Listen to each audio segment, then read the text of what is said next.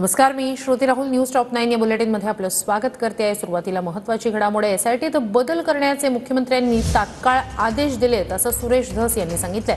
पुढील 2 दिवसात एसआयटीत बदल झालेला दिसेल असंही भाजप आमदार सुरेश धस यांनी म्हटलंय. तर संतोष देशमुख यांच्या पत्नीला शासकीय सेवेत घेण्याचा निर्णय झाल्याचंही मुख्यमंत्री फडणवीसांच्या भेटीनंतर सुरेश धस यांनी माहिती दिली आहे. तो सुद्धा निर्णय झालेला आहे.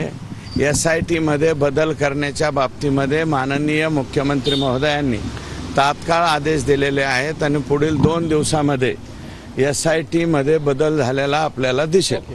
ज्या सौभाग्यवती आहेत, मिसेस आहेत, त्यांना शासनाच्या नोकरीमध्ये सामावून घेण्याचं आणि तेही लातूर जिल्ह्यामध्ये, कारण ते मुलं जे आहेत, संतोषची मुलगी ही 12वीला शिकते आणि मुलगा 7वीला का काय शिकतोय, 5वी का 7वी, तर ते जर नोकरीला लावून घेतलं ते महसूल विभागात लावावं, जलसंपदात लावावं किंवा अन्य कोणत्या विभागात लावावं.